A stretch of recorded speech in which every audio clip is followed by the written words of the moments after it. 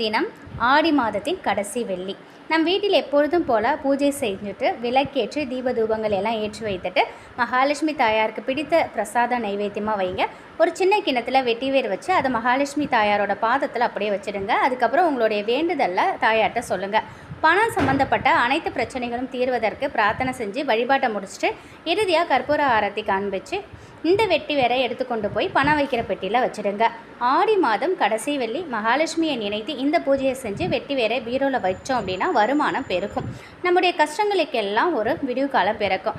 வெட்டி வேருக்கு இயற்கையாகவே நேர்மறை ஆற்றல் இருக்கக்கூடிய சக்தி அதிகம். இந்த நேர்மறை ஆற்றல் நம்ம பீரோ முழுவதும் பரவி நிச்சயமாக மகாலட்சுமி தாயாரின் அருள் கடாட்சம் கிடைக்கும்.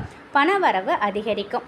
முடிஞ்சால் ஒரு சின்ன கிண்ணத்தில் வெட்டி வேற சின்ன சின்ன துண்டுகளாக போட்டு உங்களுடைய வீட்டில் அங்கங்கே ஹாலில் ரூமில் இந்த மாதிரிலாம் வைக்கலாம். இந்த வாசம் நமக்கு மன நிம்மதியை கொடுக்கும், சந்தோஷத்தையும் கொடுக்கும்.